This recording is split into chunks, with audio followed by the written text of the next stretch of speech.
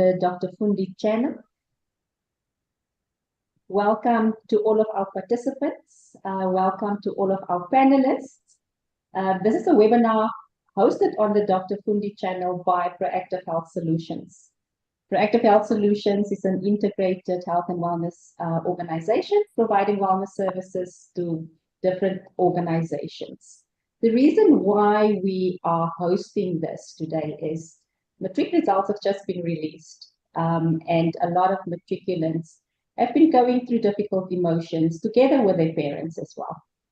We thought it was an opportune time to actually talk about what are matriculants going through after having received the results, but also how do we support parents to navigate this and be better able to support their teens, their adolescents going through this emotional turmoil. What we have found is that there has been a lot of community forums as well as parent support groups where parents have been lamenting and asking themselves, how do we support our kids? Chatting to other parents and asking what is going on? Are you experiencing something similar to what I'm going through? Hence the need to talk about this. We've also been experiencing an influx of calls at our call center from both our adolescents as well as parents wanting support. And I think that's why this is so opportune to have this discussion today. So welcome to all of our participants, all of our parents, as well as some of our matriculants that might be joining in. And welcome to all of our panelists, which are experts in the field of psychology, counseling, as well as education. I will soon give an introduction to all of them. I need to start by introducing myself as well to all of you. I am Liesl Anthony. I'm a clinical psychologist for the past 23 years, and I am working at Proactive Health Solutions as an executive operations manager for our psychosocial support interventions. Having said that, we also have Dr. Kisnesami with us, as well as Mr. Majola. Some of our panelists hopefully will join. And then we also have a very newly qualified doctor that towards the end will share her story around what it meant for her after she her results. The difficult journey she had to navigate, getting into university, into a chosen field, and how she eventually coped. So thank you very much. To all of our participants and parents, we have set it up so that you can engage with us. Please ask your questions in the chat box or the Q&A. It has been set up to be anonymous. So we want you to be able to engage. We have the experts here. Please engage. Ask the questions so that we can see how to really support you in order to be able to support your adolescents. So we know that this is a sensitive matter for many parents and for their children, and hence we want to keep it in that way and allow everybody else to come into this space and share in a non-judgmental space. So please, please ask your questions. You can also raise your hand if need be.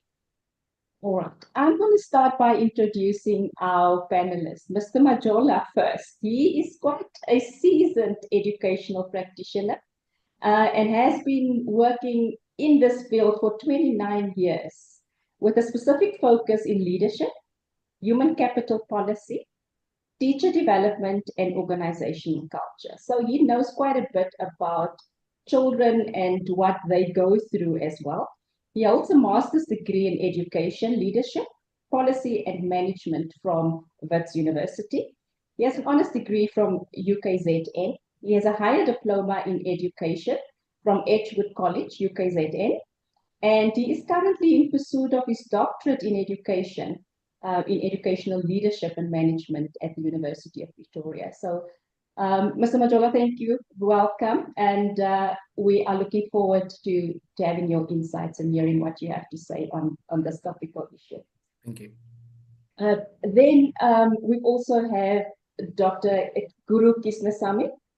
Dr. Kisnesami is a highly accomplished psychologist and educator with a career spanning over 5 decade. So there's a wealth of information here, and we're really looking forward to hear what you're going to have to say to us, Doc. And his career is marked by leadership, innovation, and a dedication to community well-being. He currently serves as a psychologist at Chatsmet Hospital and operates a thriving private practice that has been a cornerstone of psychological care. He was a primary school principal before, so also a wealth of experience in the education system, as well as a principal of a school for children with special educational needs. He's got a PhD in community psychology from the University of Zululand, a master's in education from Harvard University in the US, a bachelor's in education from Natal University, as well as a bachelor's majoring in English and psychology, and a diploma in special education. So, Dr. Guru, welcome. Thank you. All right. Yes, so please, parents, if there are any questions, please, we're looking forward to engaging with you on this. I'm going to start off by perhaps just asking Mr. Majola to first of all give us his opinion on what he has been observing. But before that, I think we need to reflect on the fact that Matric has been it's a milestone really for all learners. Everybody starts high school and they look forward to ending school. But when they reach the last year, there's a lot of pressure. There is a lot of tension. There's a lot of expectation. Expectation both from schools who want to achieve 100% pass rate, from teachers who want to, have the best students, from students themselves who want to excel, but also from parents who want to see that their children excel. So it's a year that is marked with pressure, with tension, but also it's not just in terms of the academia, it's also in terms of extramural activities. There's sporting, and children want to excel in sports. They want to excel in other extramural activities such as art, such as debating. There are various other things. So the pressure is really on, and for an adolescent to be able to manage that. And for a parent who still has their own work-life balance, as well as having to manage the child's work-life balance. So it's really a year that is packed with a lot of stress. And I think what we are seeing now towards the end, results have just been released on Monday and Tuesday. And they are saying that the class of 2024 has achieved a very high pass rate. But at what cost? At what cost? And for some of the matriculants, they do feel that I could have done better. Some of them were hoping for 5 distinctions, 8 distinctions, and they might have gotten 2. They might have gotten 1. Some of them did not pass. Some of them did not pass with a bachelor's pass. So there's been a lot of exam result disappointment. And children are struggling with that, and parents are struggling with it. So, Mr. Majola, let's get your input, your opinion on this whole event, the scenario, the situation that parents find themselves in. Lisa, thank you very much, and thank you for having me. To start off with, a lot of people seem not to remember that the National Senior Certificate is a 3-year qualification. What they see is grade 12, where it gets awarded.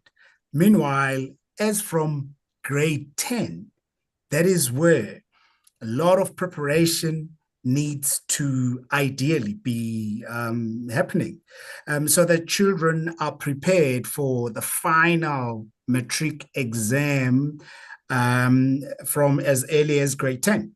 So they start in grade 10, they get prepared through grade 11. By the time they get to grade 12, it's not a new space.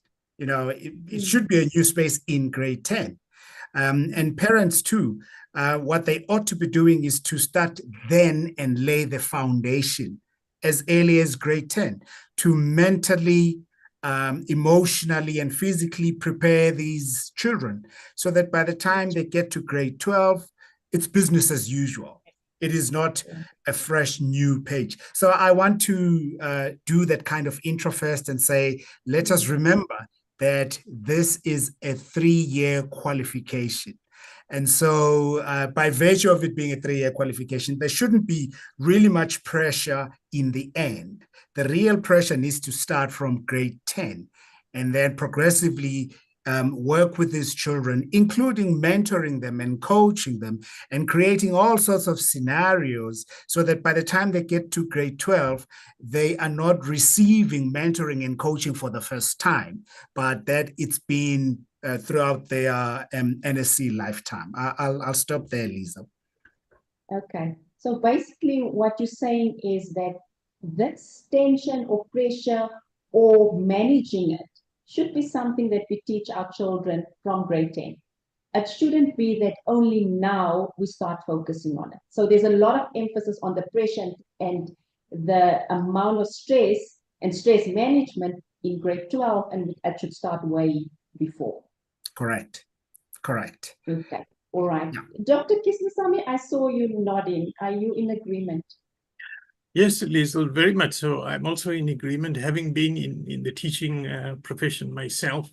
And we know that the preparation actually starts in grade 1, if we want to say that, and then proceeding to secondary school as well. And we also know there's accompanying pressures that come with teaching and with parenting and with the child himself or herself. And these pressures cause anxiety, and we know that the higher the anxiety, the less likely a child is going to perform well, because there's things like amnesia, forgetfulness, panic attacks, and so on.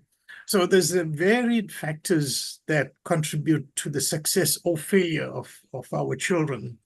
And I think all we need to do as parents to be there supportive of them during this particularly difficult time. Thank you, Lisa. Sure. So I hear what both of you are saying, and what you're saying is that the preparation starts way in advance. Some of you are saying it starts in grade 1, Dr. Kismasamy, it starts in grade 10. So you're saying that we need to be proactive. We need to look and prepare our children from the get-go and not relax and say, it's still far off. It's 12 years down the line. It needs to start at the get-go. That is reflecting in, looking back. I want to welcome our other panelists before we continue, and that is Kim. Welcome, Kim. You're just on mute. Thank you. Thank you so much. So I'm quickly going to introduce Kim to our participants today as well. So Kim is a life coach and a specialist in human behavior, and she assists individuals, families, and organizations with various difficulties that they might face. And she helps them to overcome challenges by giving them, either the individual or the organization or the team or the family, a new perspective and a new paradigm of thinking and feeling. And in so doing, bring some more harmony and more meaning to the relationships. So Kim is a certified facilitator of the DiMartini method, and she's also licensed in the DiMartini value determination and application process. So just briefly on the DiMartini, it involves a tool with 1,000 users for empowering and inspiring life. And its application includes reducing stress, resolving conflict, creating new perspectives and paradigms for life. There's a lot more we can say on that, but welcome, Kim. Thank you so much for joining us. Thank you, and thank you for the opportunity of being here with you this afternoon. No problem. Kim is also the owner of a company called Equanimity. So it's a coaching practice where she assists individuals and groups and families. So Kim, we're talking about the fact that Matric results has just come out, and there's a lot of exam result disappointment, and a lot of children have a lot of negative emotions, and parents are unable to know how to deal with it. So what we have seen, a lot of children has, since receiving the results and experiencing disappointment, been either locking themselves up in their rooms. There's been limited communication with parents, with other siblings, with family members, even with friends. Some has refused to go and actually get their results after having receiving it, via SMS. And parents are quite concerned about what has happened. So we spoke about the stress that happens during Matric, and Mr. Majola and Dr. Kisnasamy have spoken about the fact that we actually need to prepare children, from grade 1. What's your take on what is currently happening and what we're seeing? Because parents are saying we're feeling paralyzed. We don't know how to support our child. Yeah. Well, I think it certainly is challenging when you have a child that is either disappointed with the outcome of their efforts or possibly even failed. And one of the things that I noted and gave some thought to before joining your presentation was the heading around thriving, after Matric results. And I think what comes to mind with that is there will be some students that will be thriving after the results and others barely surviving. And it's about managing the outcome of what you've achieved. Personally, when I work with individuals around perceptions of failure or disappointment, I'm not a promoter of looking at something as either a success or a failure, but rather help them to connect to a mission, so that no matter what they go through or no matter what they've been through, this is just a stepping stone in their journey of life, in their journey of education, because education comes in many different forms. So in terms of parents helping their children manage the outcome, I would encourage a parent also to not so much look at it as a success or failure, but as a feedback, to really reflect and look deeper as to what is really going on and how they can support their child in looking at the feedback and grow from the feedback. We grow maximally at the border of support and challenge. So although a parent may feel they need to support their child, they equally need to continue to monitor and see if the child still needs to be challenged a little bit. Because too much support keeps a child juvenile and dependent. Too much challenge, which no doubt some students have felt, too much challenge leads to burnout. So you want to get it right in the middle, right at the mean of support and challenge, in helping them on the continuation of this journey of education. I hope that helps. I think it does. I think it's valuable to understand that, you also need to understand that children react differently and each child will have a different reaction. But as a parent, to know then, do I need to challenge them a little bit on this? But I think the main thing, what you're saying is, and what I'm hearing is that this is an opportunity to see it as an opportunity for growth and learning as well. And not just see it as, I have failed. A lot of children, though, equate their self-worth to academic success, because a lot of schools are driving the message that we need to succeed academically. So, Mr. Majola, what do you have to say? As an educationist, that message comes across quite strongly in most schools. No, true, Liesl. Schools have become competitive arenas. And because of that, they shift away from the primary goal of education, which is to educate for life. Yes, there are subjects, and those subjects cannot always be treated in isolation. But there are value systems, there are attitudes, there are character mechanisms that these children need to be shown and to develop, so that when they finish Matric, for them, it's the continuation of life, not the beginning of it. You know, their lives start when they're born. And schools are meant to be an extension of that. And furthermore, they are meant to, I think, enhance the capabilities that each child has, whether it is through sport, through academics, through arts, and many other aspects of it. So my worry is that we seem to channel children towards just the one area, which is the academics, you know, and forget that there are children who play sport, there are children who are artists, there are children who do all sorts of things, and those considerations have not yet been realized or made. And so at the end of the day, you know, education is not just about the A's and the B's that children get, but it's also about character building. You know, it's also about developing a positive mindset.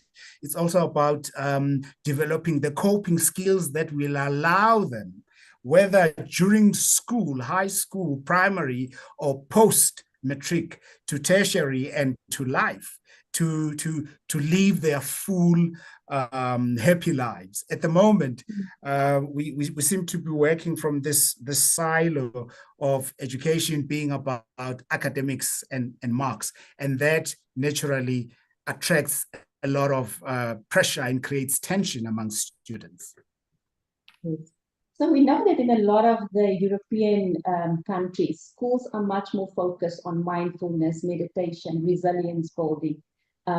You know, apart from just the academics. So it's about looking at the child holistically and saying there's a lot of different learning opportunities. How do we address that in South Africa then? Because we know now that the focus is still on academics. This year, next year, the year after, that will still be the case. What is it that we as parents, do we need to, you know, get together, you know, say, you know, schools need to change? As an educationist, as somebody, you know, at the Kailami school group, what change do we need? No, I like that thinking. Parents play a critical role in the education system. A lot of them seem to shift that responsibility to the schools. You know, and I understand why. A lot of parents work throughout the day, and so they do not really have much time to be at school during school time. However, there is education that takes place at home. So if the school and the home sing from the same hymn book, it will make life easier, because then every child who goes to school is basically an extension of their home. And so it becomes very important that the school and the home share the same culture in terms of the understanding of what education is supposed to be doing. Parents at home themselves, they ought to be teachers, they ought to be life coaches, and vice versa. The teachers also need to carry the same responsibility as parents, as life coaches, before they are academics, before they are subject specialists. Because when we say education is life, it really is life. Because when a child comes to school, when a child comes to your class, it shouldn't feel like they are coming into a strange place, right? And at the moment, children sometimes hate certain subjects because for them, it feels as though when they go into that class, they're going to fail. So the entire attitude and the entire ethos around that subject or that class is that either you pass or you fail. And if we need to go back, particularly on our side as education practitioners, to go back and start creating that warm environment that allows children to feel at home, that allows them to make mistakes in the classroom because they are learning, because they are growing, they are developing. Because at the moment, my worry is that the education has become so formal that everything is a pass or a fail, you know, and that worries me. When last was the school a place to enjoy, a place to meet your friends, a place to make mistakes, a place to discover, make new discoveries, a place to falter, a place to research, a place, you know, I think it's an attitudinal thing that we need to start doing. Attitude readjustment, that's where we need to start, Liesl. So attitude readjustment for parents, families, as well as the educational system. Yeah. Okay. Thank you for that, Ms. Majola. We are joined by our fourth panelist, Ms. Matriculants. So I'm just going to give you a brief introduction to her. Thank you for joining us and welcome, Ms. Mojela. If you can just switch on your camera, please.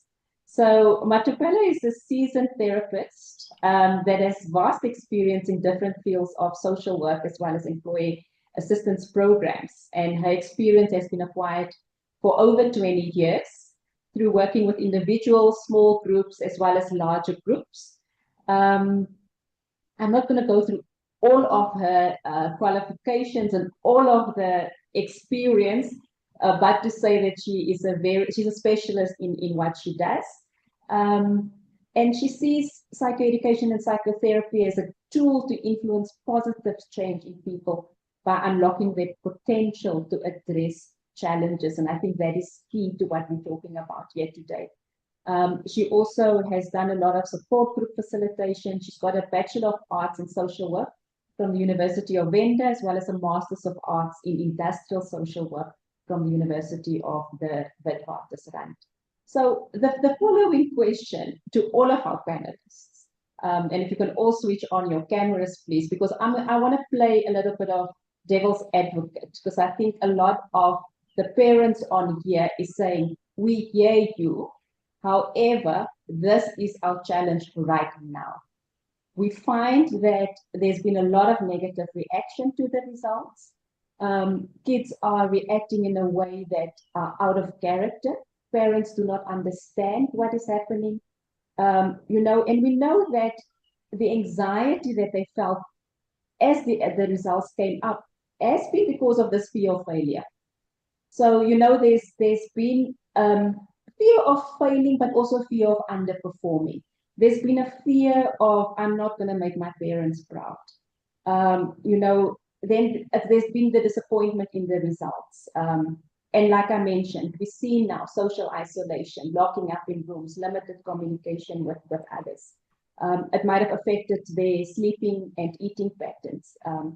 And we know from research, it normally says that the first 2 weeks after the release of the results are usually a critical period for matriculants, because now they have to deal with, this is my reality right now, and also how are people perceiving me. And a lot of them has got a little bit of the thinking of, this is a catastrophe. So that is one of our cognitive distortions that a lot of the matriculants are engaging in, either the all or nothing, the black or white thinking, or this is a catastrophe, my life has come to an end. And I think that is what parents are struggling with right now. So I want to hear from each one of, basically, what do you say to parents? And as a parent yourself, you know, but also from your professional field, what do we say? I see there's a hand up, there might be a question. Before we go to you. Yes, we do have a question, Liesl. So the question is, how does the internal pressure that a young person puts on himself or herself get channeled to the young person, shifting their perspective at this point when the results are already out and they already have a negative response to the exam outcomes? So it's basically more or less the question that I've just asked. Yes, So, yes. so I want to know, because I think I got a sense the parents are saying, we hear you, we hear that there needs to be change, but right now my challenge is I don't know how to navigate this. Matriculants, let's start with you. Okay, thank you and good afternoon, everyone. You mentioned something, Lizel, that the first 2 weeks is critical. Because in every situation, when we just found news, whether they're positive or they're negative, they're going to affect us somehow. We're going to have to interpret them in different ways.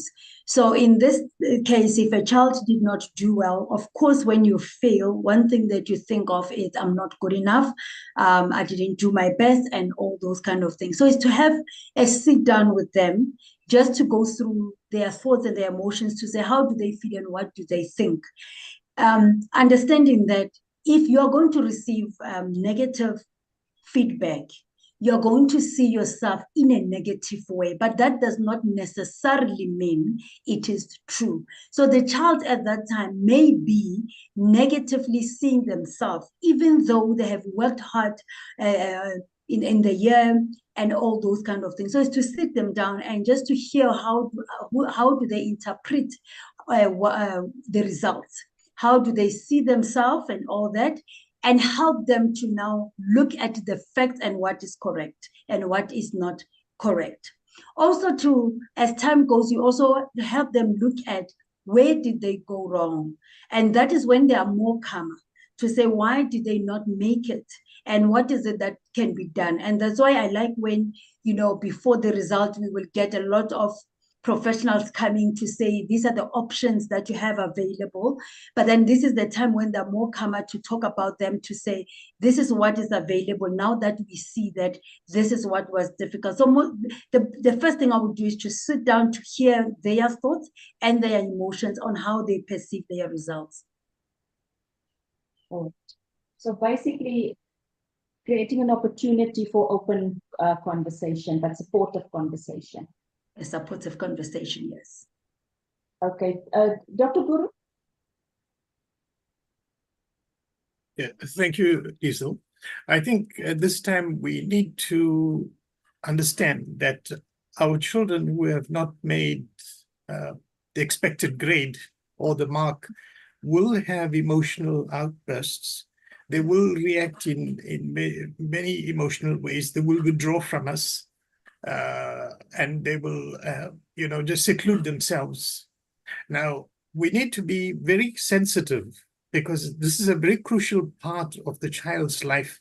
And as parents, we understand that we've invested in our children.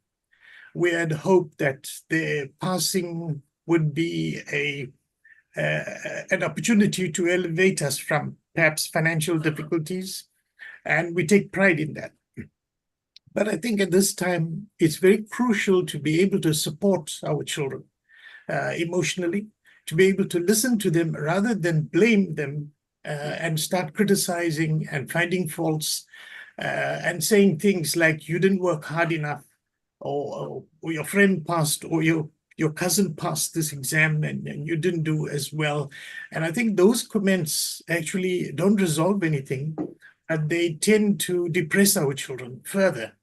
And they can withdraw and actually, give up the fight of furthering their education. So I think, as our speaker just spoke now, she had said we need to do an analysis as parents. Sit them down calmly without them feeling intimidated by us. Because the first thing a child will feel if he or she fails a subject or an exam, what are my parents going to say? And therefore, we need to sit them down and talk openly and honestly. Where did the failure occur? And we need to know there are many psychosocial problems that may be impacting on a child's performance. There might be a death in the family. There might be internal parenting squabbles. There might be neighbors who have a noise throughout the night during the examination time. So there's numerous factors that might influence. So we need to look at it carefully, analyze it, with a view to ensuring that we find ways to overcome those obstacles in the future when our child is studying. Thank you, Lisa.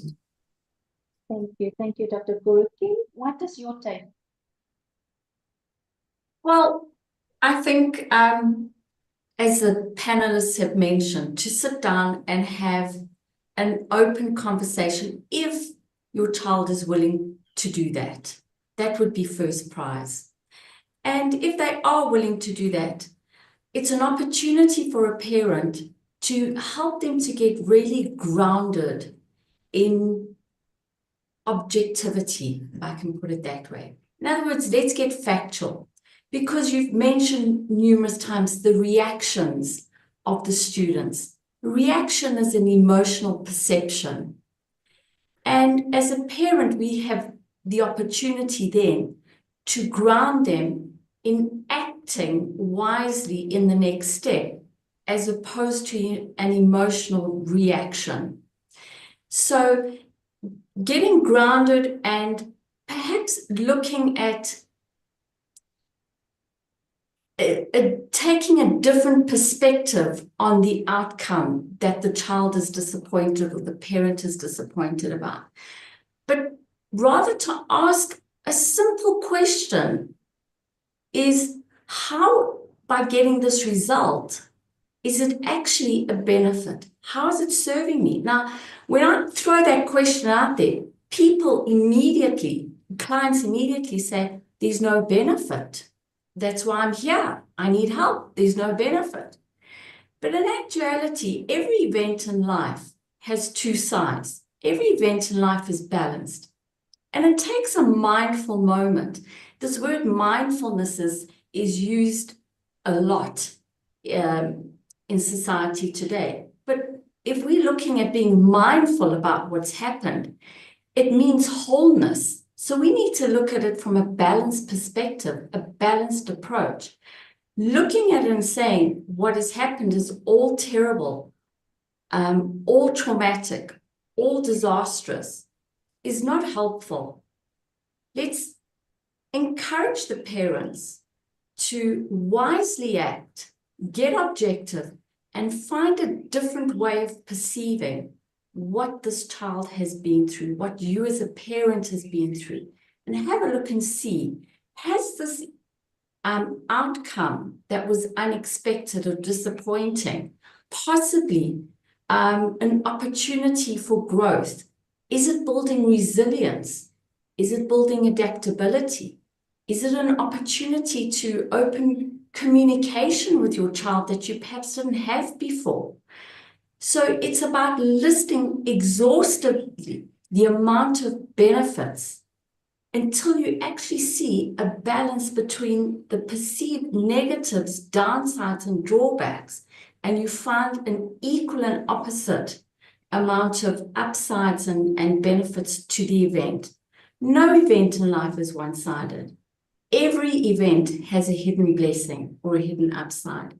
But it takes time to get out of the rut of thinking what you've been through is all terrible, all challenging, all negative, and look and see what are the hidden blessings in what has happened.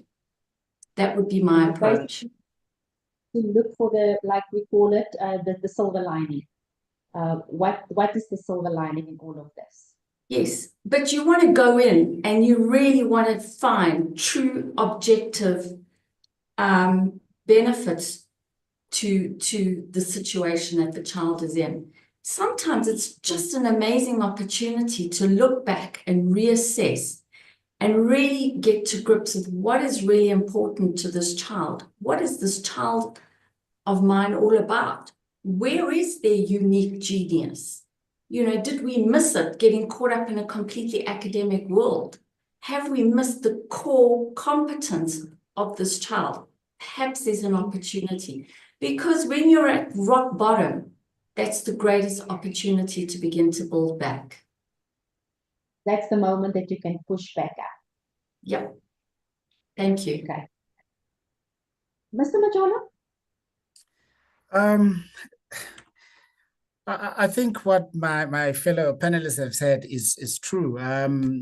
Matapelo, she said something very important, that we should allow children to ventilate. That should be the first thing that we strive for. Before we have our own opinions, before we share with them how we feel, let's start with them. Let them tell us how they feel and why they feel the way that they do. So basically, have a counseling session with them. Let's not impose our own emotions on them.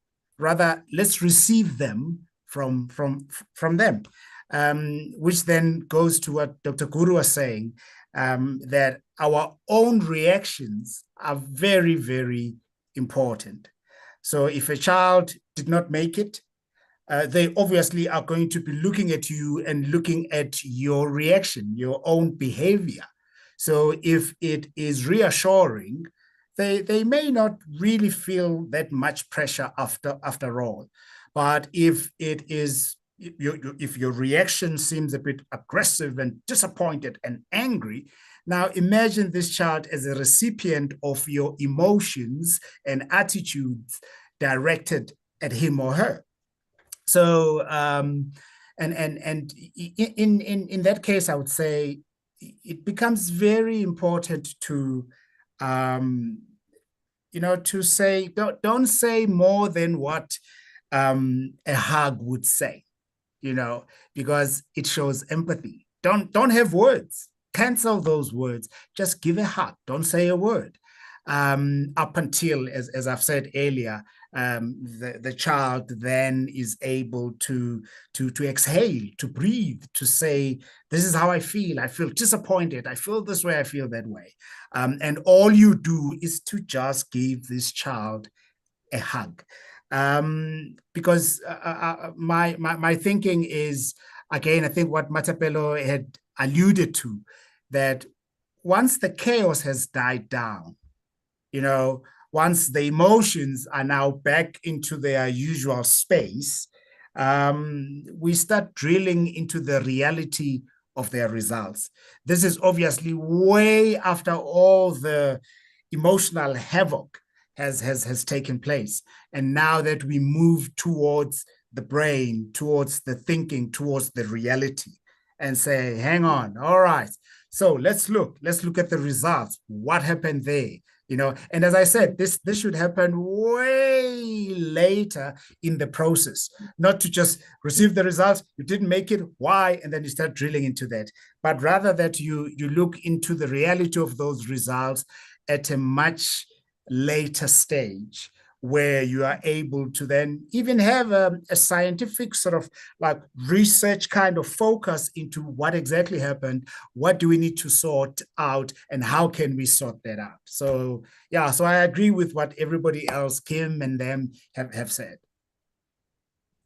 I think it also touches on what Kim has said around looking at the facts and then looking at the opportunity. Because, we might have children that want to excel academically. They take all of these academic modules or subjects, and then they do not do as well as they thought or hoped for. And it could be an opportunity to say, was this an expectation they've put on themselves? Was it an expectation from a parent or a teacher? And maybe that's not the child's real genius or real strength. And it's an opportunity to now look at what are their strengths really.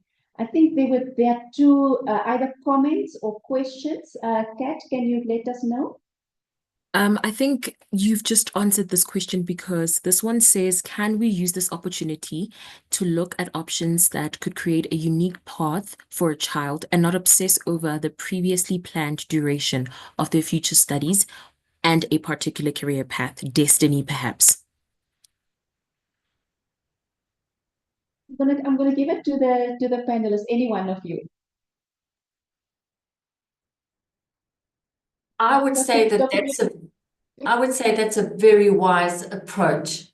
Would be to get grounded, help the learner get grounded and review the journey that they've been through, and have a chance to stop and think about, okay, I've looked at my past journey. What does my future look like?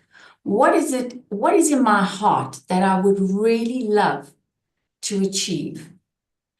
And perhaps as a parent, help that child to get grounded in setting a new intention for their future, whatever that might look like. It might mean going back, redoing exams if they're still intent on an academic career. There's nothing wrong with that.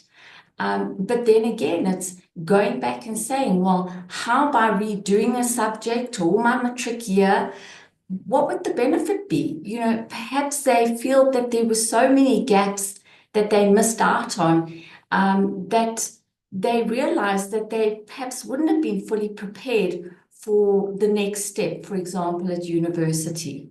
So I think it is wise to have a look and at the journey the child has been through and what that child's hopes and dreams are. It's really an opportunity to connect heart to heart with your child and see what is in their heart they would really love to do with their future, even if it's not seeing the whole staircase, just the next step.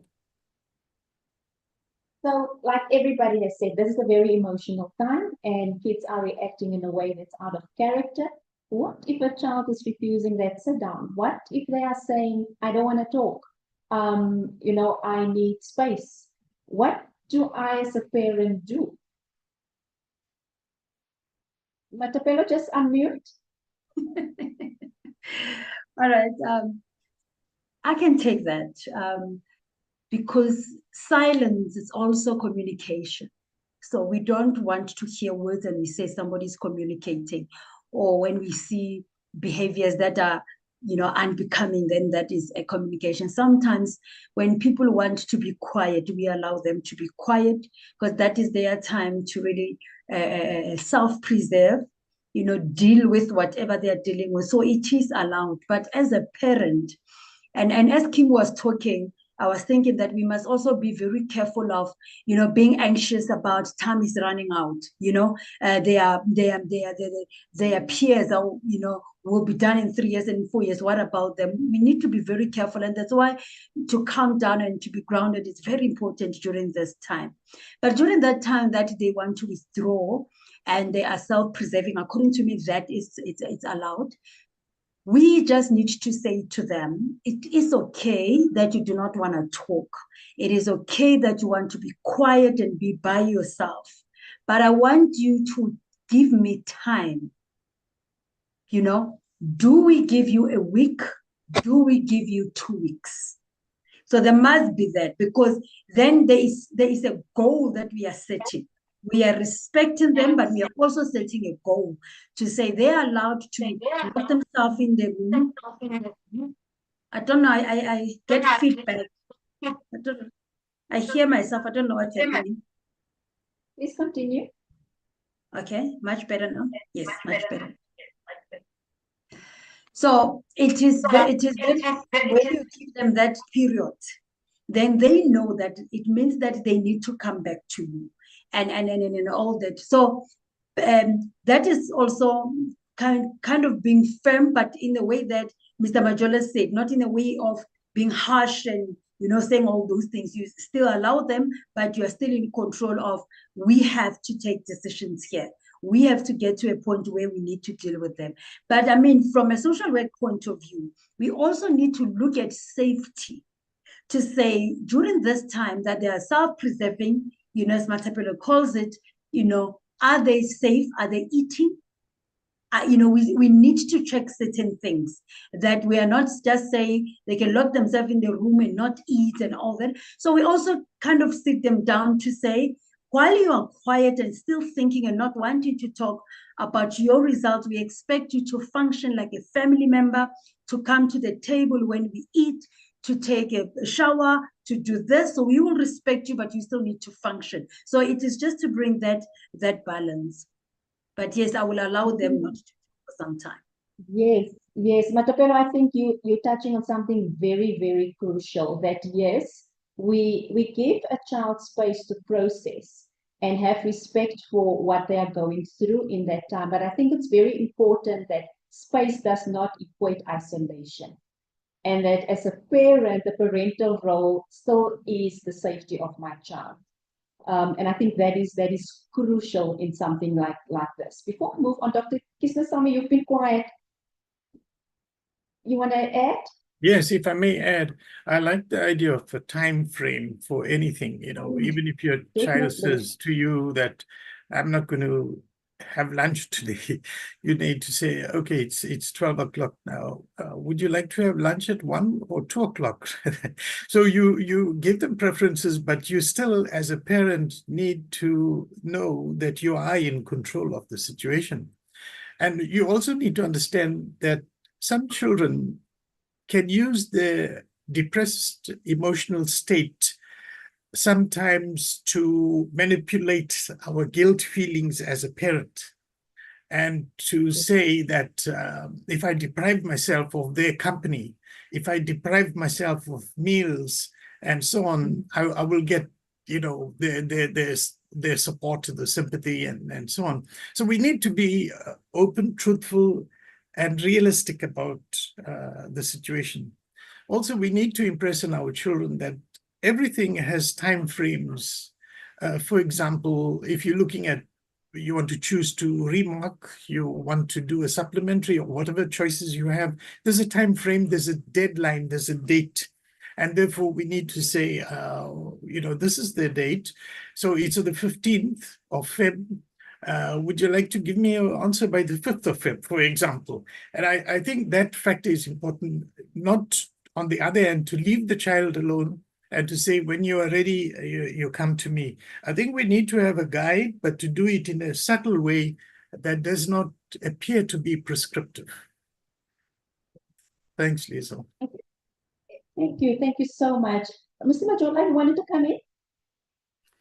Just really to add on to what everybody else has mentioned, that it is important to have options and to exercise those options. You know, obviously, once you've discussed this with the children, once you've gone through the processes that we've described here, and also to mention that it is equally important to collaborate with them in the decision-making process.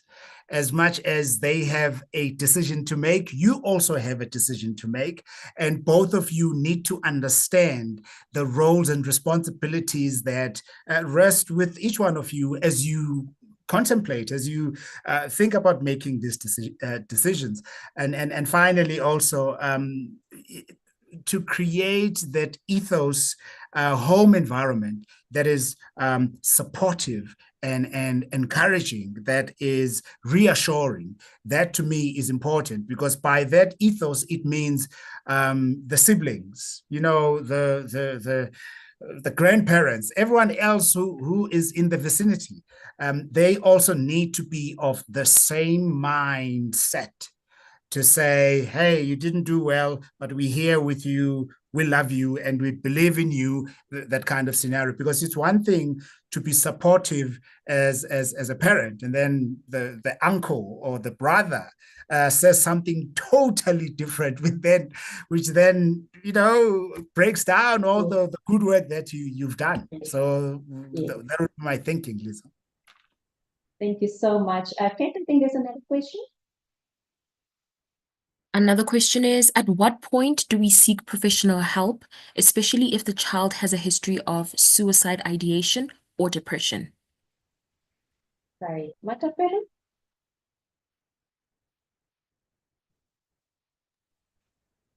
Thank you for this question. We can link to what I just said in terms of we expect the child to function. So we look at that to say, is the child being able to function well or not? So we really do assess, and that's why I said for safety, because if then we just let the child in the room, we are not sure if they're doing well, if they're not doing well, and all that. So we need to look at that. So if you see few days, and I know that, you know, we classify under whatever weeks, but now we're talking something that just happened. So we need to just look at, if a child is not going to wake up for 2 days to 3 days, that is too much. Don't wait for the 2 weeks and all. That is too much. If the child is not going to bath, if the child is not going to eat, then we need to do something. If we have, of course, we'll start by being very respectful to them. As I've said, that we would say to them, no, in this house, we still expect that 1, 2, 3, 4 continues to happen while you are thinking. But when we see that this child is struggling, we need to, even if it's not taking the child to a professional, but you as a parent to find someone to talk to, so that they help you to analyze and look at, are we, because we do, put flags to this situation. Which color of the flag are we in at the moment, that we can say, bring the child, let's do something, or we can guide you to say, maybe sit and have this conversation with them, do 1, 2, 3 and all that. But I would say we're talking about something that just happened. So we can just 2 to 3 days, if you're not happy, start looking for assistance, even if it's not necessarily taking the child to a professional. Very important. Kim, did you want to come in? I agree with what has just been said, and just to say, the sooner one intervenes to balance the perceptions and the emotions that this child is going through, it's not necessary to live for weeks, months, or years in an emotional state around failure and disappointment. It really can be transformed within a short space of time. So if that child is not showing signs of returning to themselves, I would recommend, as a parent, doing what it takes to get them to open up to you, or if the child would prefer some kind of professional intervention. Yes. Yes, very important. I would like to add something around adolescent development. Kat, we'll come to you just now. Doctor, did you want to add to the discussion? Dr. Guru? You just on mute? Thank you, Liesl. I want to add that this time when the child is withdrawn and much to himself and so on, a wise idea would be to also include his friends or her friends, to talk to them, because you would find sometimes our children will speak to the friend, confide to the best friend rather than to the parents, because they would think the parents may be judgmental. So even if they are withdrawn, they would have some contact with their friends in terms of WhatsApp and so on. And therefore, do not isolate the child. Try and include his friends, or even inviting the friends over, so that we get an idea of what is in the child's mind. And I would think that, if there's any suicidal thoughts, that immediately we need to deal with them in an appropriate way. Or if we are unable to be able to refer to a psychologist or a counselor as soon as possible. Thank you. I think the panelists are all in agreement. And what I wanted to just reflect on it and bring to the attention of some of the parents is that we have 3 stages of adolescence. Early adolescence, 10 to 13 years, middle adolescence, which is 14 to 17 years, and then late adolescence, which is 18 to 21 and sometimes beyond. So what happens in middle adolescence is that most of the functions, most of the development has been formed apart from brain development. That is not fully developed yet. And especially the part of the brain that deals with decision making. So that is your frontal cortex. So your frontal cortex or your frontal lobes play a role in coordinating complex decisions. Impulse control, it deals with impulse control, being able to consider multiple options as well as the consequences, and being able to evaluate risk.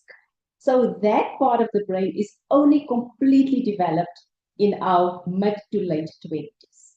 So if you as a parent is concerned about a child's impulse control, I think all panelists have said, don't wait, seek help.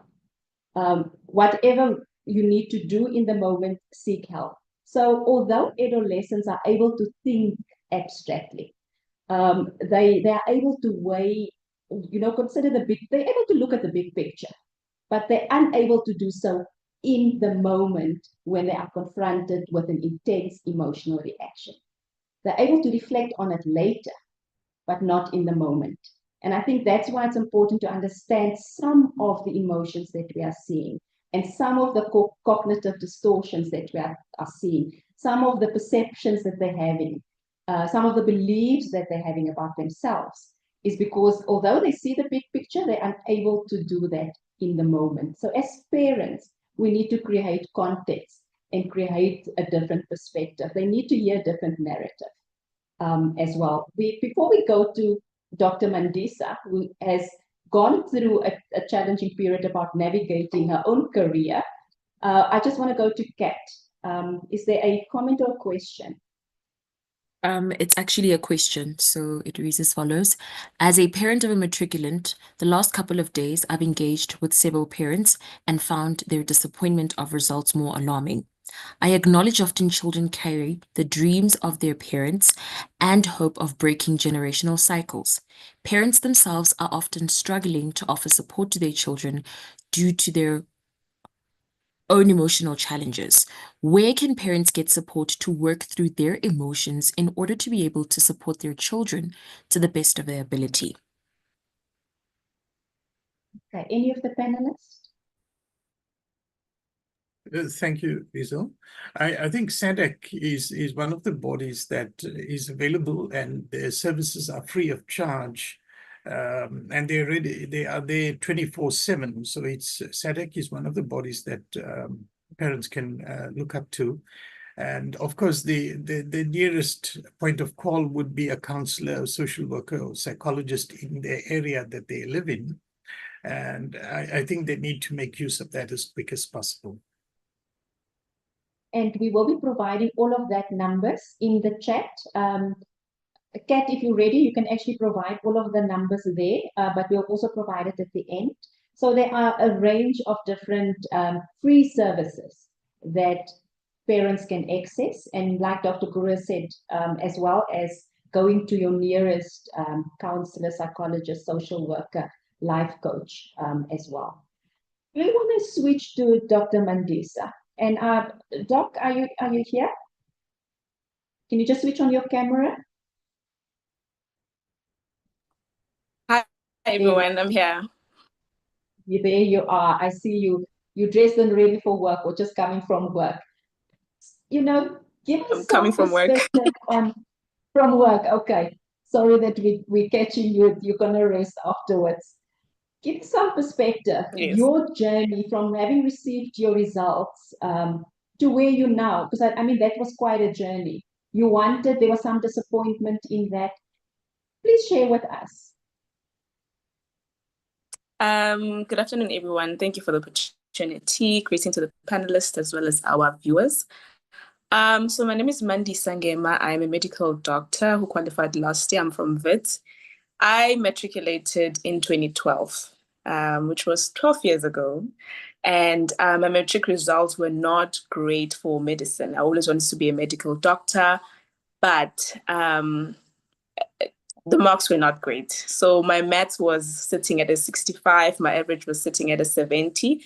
And I only got 2 distinctions, one in Zulu and one in life orientation, as expected, as very common. And I applied everywhere for medicine as first option. Second option would be pharmacy, but anything in health faculty. And then at Wits, I also applied for a bridging course called Bachelor of Science, just in case I don't get accepted, because I know the standards are quite high. So when the results came in, I was excited. I was happy. I did pass, right? And the family as well was very supportive. However, I was rejected at all universities for Bachelor of Medicine and Bachelor of Surgery. So now I had to go to Wits and do this Bachelor BSc, which I never intended to do. I'm coming from a village. I don't understand what is science. There's no university that came to my school to explain other avenues, under other careers. All I knew was becoming a policeman, a lawyer, a doctor, you know, those big careers that are very respected, like an engineer, etc. So I went to Wits, did my BSc there, disappointed. There was quite a lot of students also that were disappointed, like 1.5 students wanted to do medicine, and they were all enrolled in this bridging course. A lot of us with great marks. I remember I was standing next to another student with an average of at least 85%. Mine was sitting on a 78, I think. And when I look at her transcript or matric certificate, I had to hide mine because I'm thinking, do I even belong here? And this is VITS. I've never heard of VITS. My aunt just recommended it somewhere, but then they took me for BSc. Then fine, first year comes, university is very different. There's a huge gap when it comes to the studying. I repeat my majors in first year. So now you have to understand I've been rejected in something that I wanted for a very long time since I was in primary school. I've been rejected. I got a C in maths. I did not like maths. I got a C. I struggle with it as well. So I got a C in maths, and now I'm in BSc. And fourthly, I have failed the majors. I'm coming back. I'm repeating. It's a scare. I'm the first person to go to university at home, so the pressure is quite enormous, right? So the parents were very supportive, and I'm grateful for that. So fast forward, I did my BSc. I applied for medicine. They rejected me. I had C as average. But then there was just a group of students that were still just like pursuing this medical degree. Then from there, we applied, we got rejected. We came back for honors degree. We applied, we got rejected again. Some of them, they were accepted, had good results. Then I came back for my master's. Now, my master's took forever because of COVID. I'm being delayed. Fortunately, I started working at University of Johannesburg. So there were quite a lot of opportunities that I saw when I started doing my master's. Now, my science side is being just stimulated. You know, I understand science. To see medicine through science, because behind medicine, it's science first. There was a scientist that came up with this medication, or that made this drug, you understand, or that made this test or investigation, you understand. So I got opportunities. I was published as a co-author, so we did our research, even for my honors, you know. So now I'm building my profile here, but my heart is with medicine. Eventually, after master's, I got accepted. And the biggest challenge was a financial issue now, which is something that is also a very big challenge when I'm noticing our matric applicants coming into university. Very big challenge. I'm overqualified. I did not ask for this master's and these other accolades. I'm applying, I'm trying, and people are saying, you are overqualified, go and work. There are matriculants that are coming in. You're being selfish also, you know. So I think that's when I met Dr. Fundi. I went on LinkedIn, I reached out. The community was very kind and they assisted financially, him and his company and other people. So that is basically my journey today. I am allocated Chris Hari Baragwanath Hospital. It's my first month. I am glad that I stick to the journey and I was faithful to the journey. So I was delayed significantly because when you're counting, it took me 12 years, which means a grade 1 learner that went in 2013, matriculated last year. 12 years. I'm 29, turning 30 this year, you understand? So it was significantly delayed, but I was never denied. It was my dream. And it was my village's dream, my family's dream as well. And it was much more easy. And I'm so happy and I'm so glad that I continued and just was faithful to the journey. Yeah. Wow. So your journey took a lot of detours, basically. But like you say, Yes. and there was a lot of rejection and there was a lot of disappointment. What is it that you can say to matriculants right now dealing with the disappointment?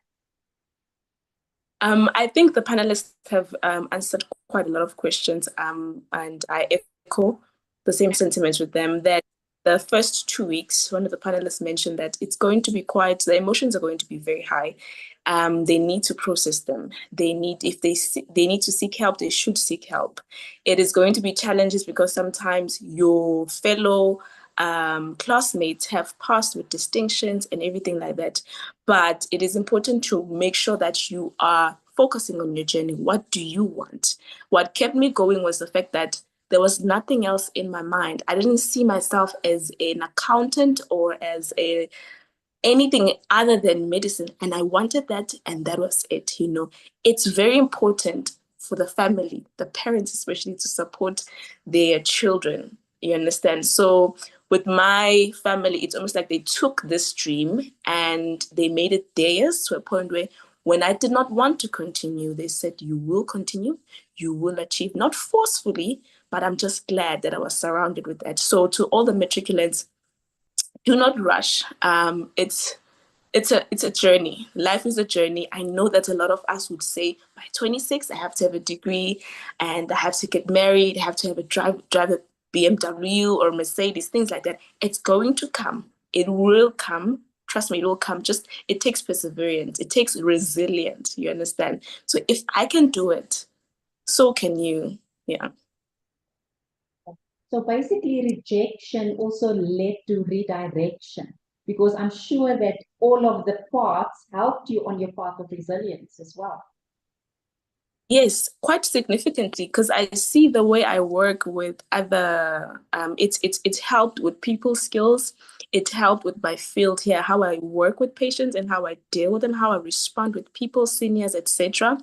And I've realized that I am at an advantage now because of my master's and my experience. So once I want to specialize after ComServe, it is very unlikely for me to be unemployed. When I submit my CV, compared to the other medical doctor with just one degree, it's going to be sort of like automatic for me, for that school, for that university to want to have me, because they know I have a research background. So everything adds up. That college certificate, that diploma, that higher certificate, that degree that you think it's useless, it will be useful at some point. I don't think we do something or something that we do something that is not going to be beneficial in the future. It's going to add up at some point. That skill, it will be needed or required some years later. Yes. So even the university of choice, you actually had to change career paths, because you said you never heard of it.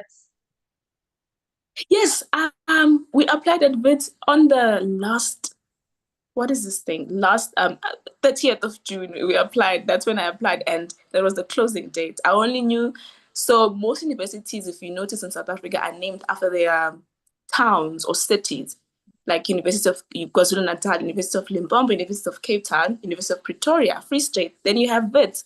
Like, what is WITS? What does it even mean? But then I applied, and I'm here now, and I'm a proud WITS alumni. Wow, congratulations with that journey, because it's quite a story, but I think what it shows is that, yes, you had a goal, but you knew that in order to get there, I can't just sit and think that this is the end of the world. I needed to do something to get towards the goal. Do any of our panelists want to add to this discussion and what Dr. Mandisa just shared with us? May I, Hazel, convey my congratulations to Dr. Mandisa. This was an amazing journey for her, especially realizing from where she had come and the difficulties that she had faced. And I think the one outstanding quality in her journey was perseverance. She had never given up. And this is the message that we need to give our matriculants who may have not attained the mark they expected, to persevere, never give up. And to also parents, it's just another year, in a lifetime. And Matric is just another trial amongst many others that we as human beings will go through. And this amazing journey of our young doctor is an example to all of us, to our young children, to our grandchildren, to be able to say, if she can do it, her dream can come true. So can yours. Thank you. Or that one could change your dream and perhaps discover a new one. Mr. Majola? Dr. Mandisa's story is inspirational. I'm glad that she was invited here, because everything that we've been talking about prior to her talking to us, she's just put in her story and shared it in a much more simpler way. But the thought of her resilient mind, to me, is the hallmark of a successful person. You know, her story shows that failure is just an entry point into the journey of success. She needed to have failed somewhere so that her focus, so that her direction led her to where she is today. Had her circumstances been different, obviously there could have been a different outcome.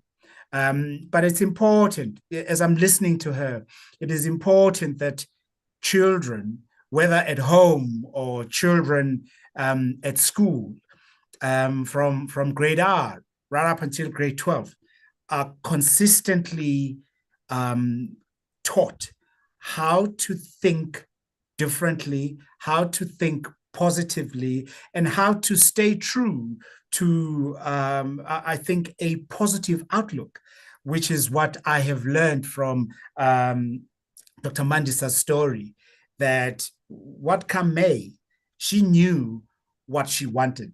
And in the path that she had chosen, if there were challenges along that path, she would always try and find options within the very same path she's chosen. And if it didn't work and there was a slight detour, she would do that. And that is what, for me, I think is important, that we develop the mindset in children that allows them to be dynamic in their thinking and in their approach and in their reaction. Thank you. Thank you. Matapelo and then Kim. Well done, Dr. Mandisa. I'm thinking 2012, my son was also in Matric, and he also has a very long journey. But I'm glad that she got what she wanted. But the message that I'm getting from Dr. Mandisa as a parent is, it's very crucial to really understand the dreams of your child in order to be able to support them the right way.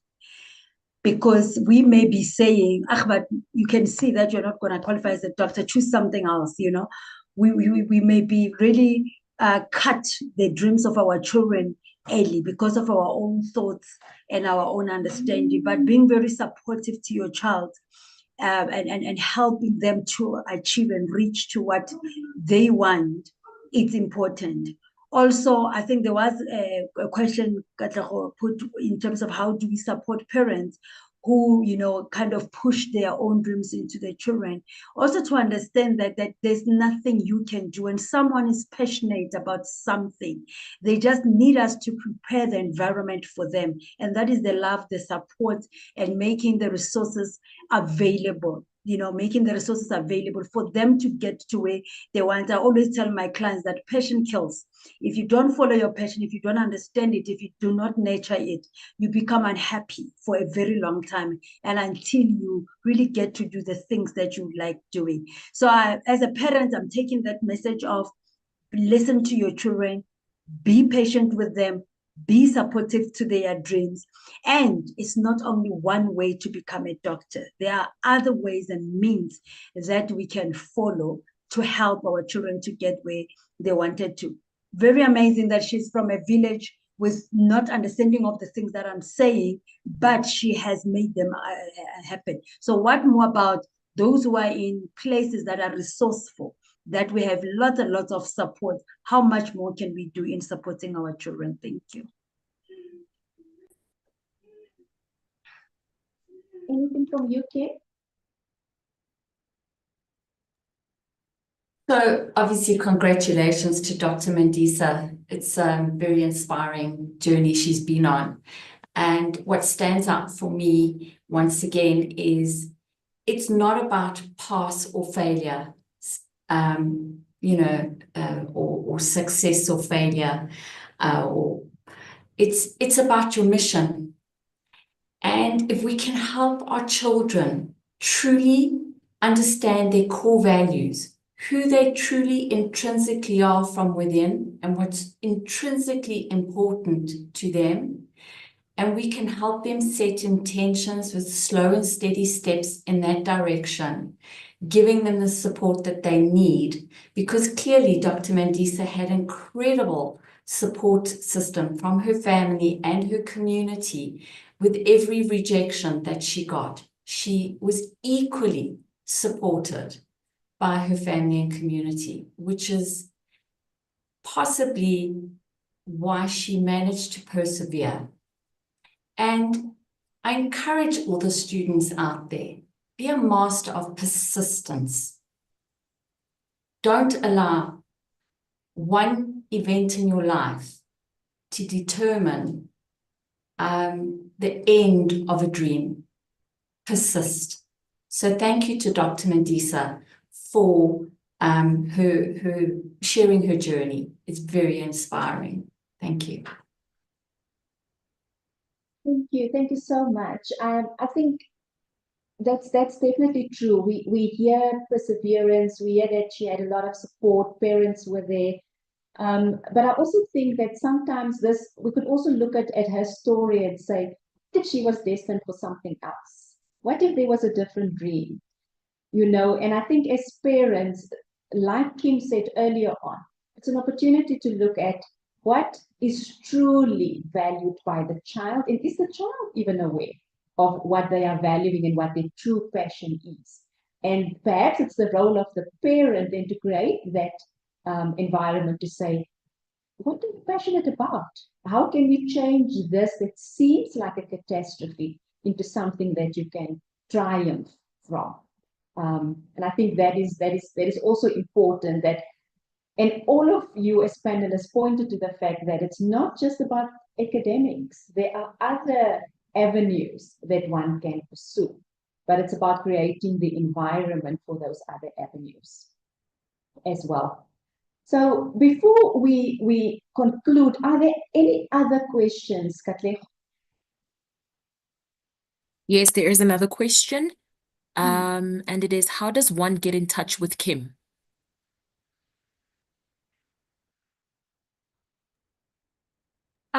We will Lisa, the contact have- details. yes, you have my details. Perhaps someone can pop it in the chat, or I can pop it in the chat. Thank you. We will definitely share the contact details. I would also just like to say that our children all, as every individual does, lives by a set of values, a set of priorities, things that are most important to them. Helping your child determine their hierarchy of values, the things that are most important to them, in other words, their highest value, which Napoleon Hill described as the chief aim. In business, it's called the métier. Helping your child determine their top highest values and helping them take steps, slow and steady steps in the direction of what's really meaningful to them, has the greatest chance of your child living a fulfilled life. If anybody would like to know about this value determination, we can put it up in the chat, and it is free and it is complimentary. It's an online process. It's confidential, and as I said, it is free. So that is available to parents and children, students, students. Thank you for that, Kim. I think I'm going to ask for Kat. Is there another question? It's not a question, but it is a comment.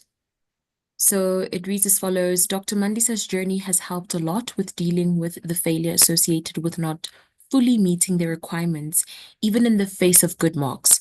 A question when your best isn't actually good enough. Thank you for the insightful session. It will go a long way in providing the necessary support to our children. Thank you to PHS and the panelists for the insights. Thank you for that comment. I think I want to start by just reflecting on one of I spoke earlier on about some of the thinking and the perceptions that these students are going through at the moment that we as psychologists call cognitive distortion. So some of the catastrophic thinking, some of the shoulds, the have-nots, the could-haves, the black and white thinking, all of those are called cognitive distortions. And I think a lot of children are going through that. We spoke a lot about the brain and thinking in a complex way. So cognitive distortions, that just to give a perspective, are really, it's a biased view that we have of ourselves and the world. So currently something has happened and we look at it in a biased way at the situation, but they are really irrational beliefs that has not got a foundation in truth or fact. And I think that is important. It's an irrational belief, it's an irrational thought. Everybody's going to think I'm stupid, for instance. Everybody's going to think I can't do this. Nobody's going to believe that I have the ability to become a doctor. So they are tendencies or patterns of thinking or believing that are false and inaccurate, and they can have the potential to cause a lot of psychological harm and damage. So it's important for parents to actually engage with children and to bring them a different context, a different perspective, to have the conversation around the facts and what to put on the table, to help them think differently. We spoke about the inability to, in the moment, be logical and to think rationally. It's our responsibility as parents to help them in that process and to provide the space for them to think. I think we all spoke about we have the responsibility as a parent to create the deadlines, to create the options, to say to them, I trust and I respect that you need to process. However, there needs to be a time frame. It's not open-ended. It can't be, because we need to look at safety issues as well and act when it's necessary. So I think I wanted to just talk around that as well and leave that as a comment and something to just ponder on as well. I'm going to ask from all of our panelists if they can have a parting shot.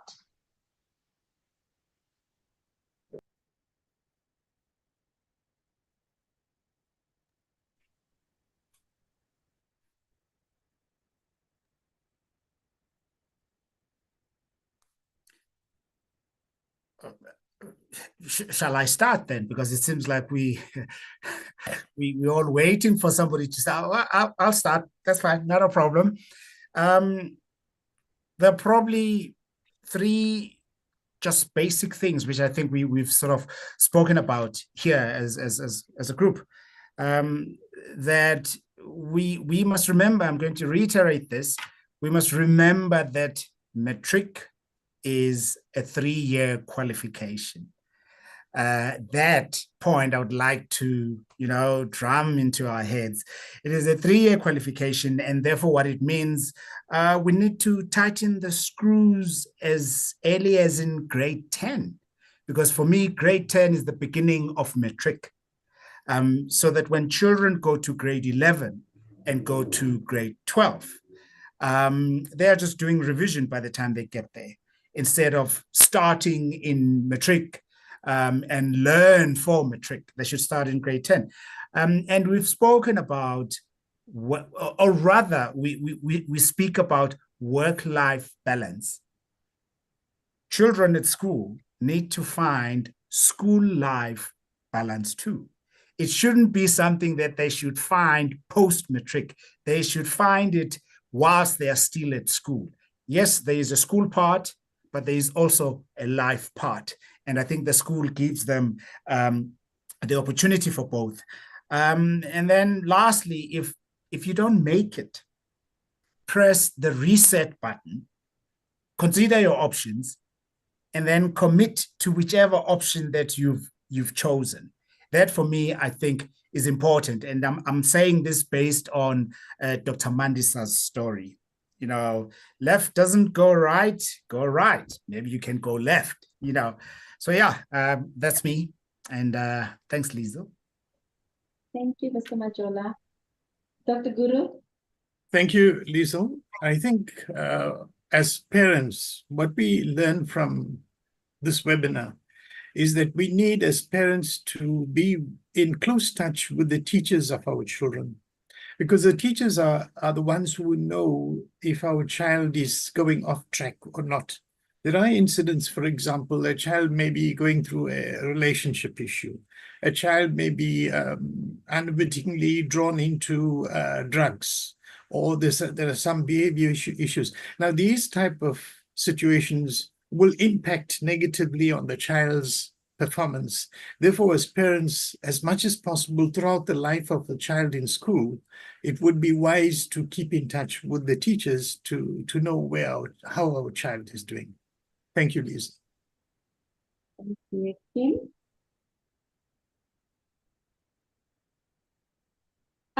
So I think that if there are parents out there that feel in themselves angry or disappointed at the outcome their child received in their matric results, it's also wise to stop and think as a parent, where and when did I not achieve what I wanted to? Where and when did I fail? Where and when did I let my parents down? That is the greatest form of empathy, is the law of reflection and transparency, that what we see in others, we have inside of ourselves. And the moment we own, because everybody's had failure in their life, and we will all continue to have failures in our life. So it's wise to look back on your own journey as a parent and see your own failures and disappointments, because it humbles you to be able to have that open conversation with your child. And then for the students out there, I would just love to encourage them to keep learning in whatever field or aspect that might be for you, because it builds confidence. Keep learning. Thank you. Thank you, Philo. Okay, I'm muted now. No, thank you very much. So my parting ways would be, very important to continue working on our social skills as people. So as parents, let's encourage our children to be more aware of themselves, the view that they have of themselves, and understanding, things that they value and why do they value certain things like that. So very, very important that we strengthen. Sorry, there's a terrible sound coming from my side. I hope you're not hearing it. Much better now. Okay. So it's very important that we strengthen that in our children. Kim just spoke about the empathy, that we need to have towards our children, but it comes from very understanding of, who's your child, their strengths and their weaknesses. And we need to create that psychological safety with our children, that things that they're not doing so great on, it is okay. Yes, we continue to develop, we continue to work on ourselves, but let not our children feel that if they did not get something right, then there's something wrong with them. If they failed, or if they didn't get a good mark, or they let a home be that a very safe place where they can make these mistakes, where they can be encouraged to try again, where they really can be encouraged to get more support or to get more resources to be better. Thank you very much. Thank you so much. And I think also, parents, be kind to yourself. If this is the first time you're going through this, you don't know how to deal with this. This is the first time.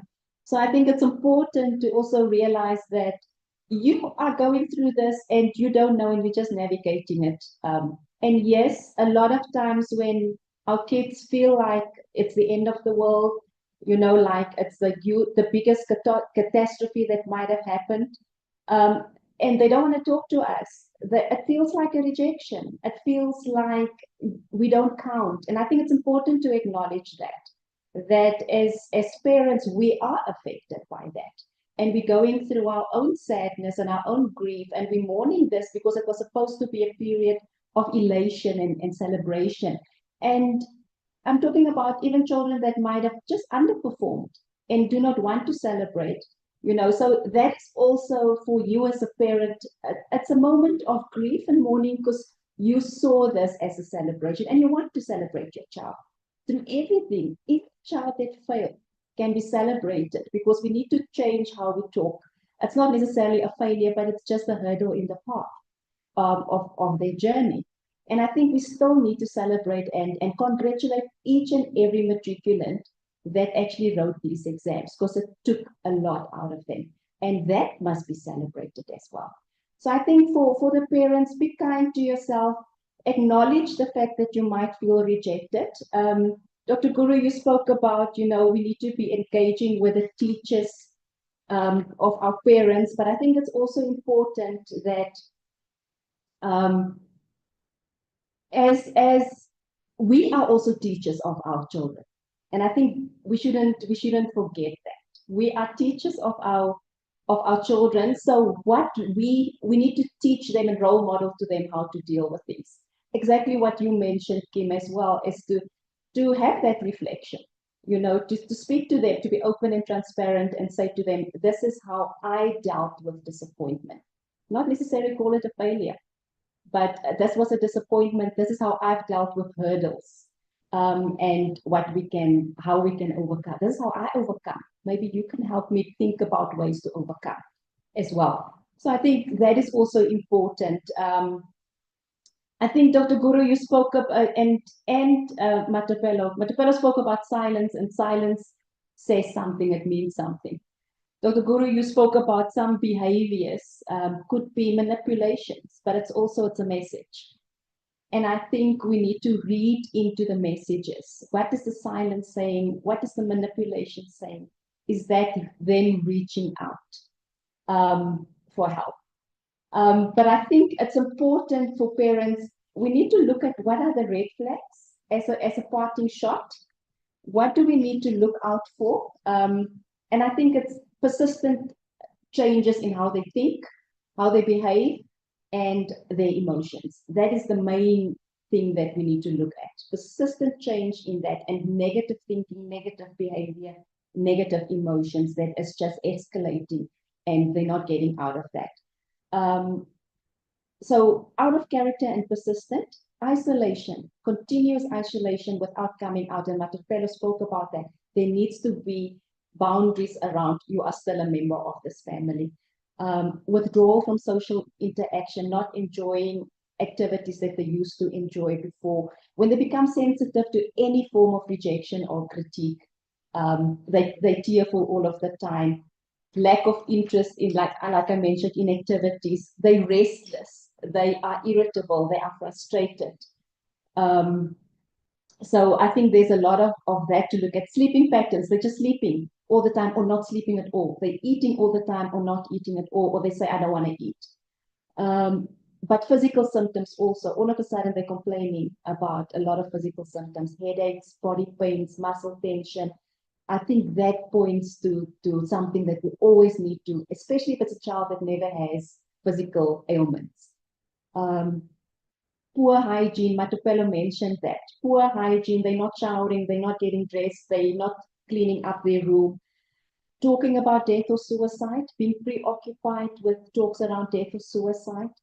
I think also check the social media posts. If you're worried about any social media post that's worrying, that's of concern, have a conversation. Don't just ignore it and think it's a phase. It's just because of the results. Talk about that. If there's constant comparison with others, whether it's you as a parent and how you might your results, whether it's comparison with other peers or siblings or other family members. If they have self-harming behaviors or if they're engaging in alcohol or drug use. I think those are some of the red flags as parents to look out for. And then I think it's important, before we end off perhaps, for the new matriculants, perhaps those that are now in 2025, what are some of the proactive measures parents can take? Perhaps just 30 seconds each from each of the participants. What are some of the proactive measures that parents can take right now? I'll start once again. Be involved from the very beginning. Do not get involved when the situation is dire. Thank you. Thank you. Dr. So I'll go Kudula? next. I'll go next Oh, to yes, say, Dr. Kudula. yes, I'll go next to say, give them total holistic approach in terms of how they take care of themselves. So if they are now in 2025, when I joined, I had to be, been talking about, there's still sports, there's still that help them to put themselves in a structure that allows them to really be active in various aspects of their lives, not only focus on school. So let's give them a little bit of other things as well in the mixture. So from the beginning, let them have a well-balanced structure. Yes, Kim? Lisa, if I may add, I think it's Yes. important to be involved as a parent as soon as possible and throughout the child's career. But it's also important to measure the progress from time to time, month to month or quarter to quarter, to look at whether the progress is satisfactory. And for the child to be passionate about what he's doing. If you love a subject, you would find you'll excel in it. So try to instill some kind of love for the subject, and also to look at the end product. Once you achieve this, what is your reward at the end of it? So I think that and a balanced life in the life of the child is important. Thank you, Lisa. Thank you. Kim? I'd just like to end off by saying everybody just wants to be loved and accepted for who they are.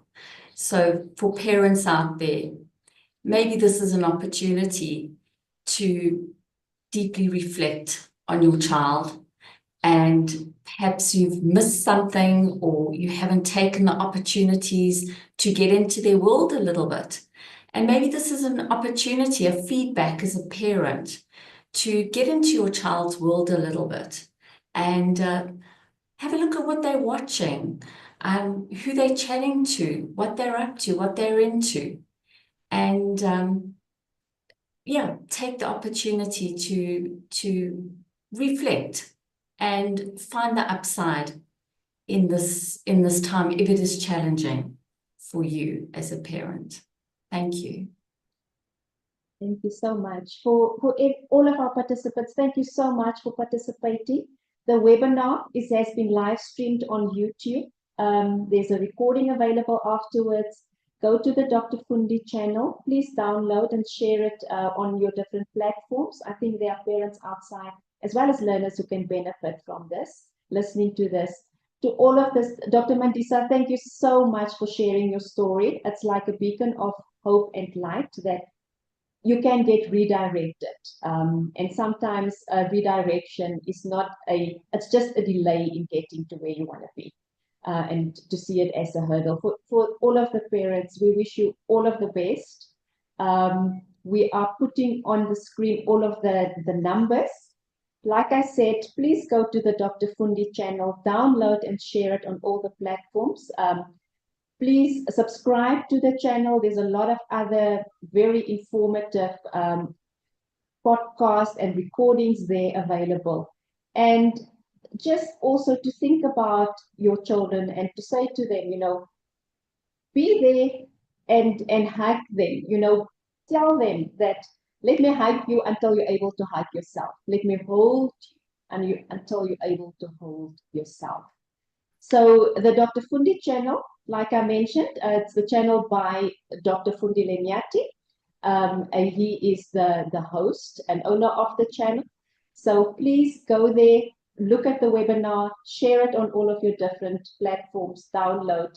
And if there's a need for us to continue this or have a different conversation around matriculants, that the matriculants and the new entry into university or the job market, let us know and we'll see if we can get our panelists here together again to give some insights on that. Thank you, everybody that have engaged today, and we wish you all of the best. Thank you so much. Thank you and goodbye, Thank you. colleagues and Bye. Lisa. Thank you for the opportunity. Goodbye, everybody. Bye.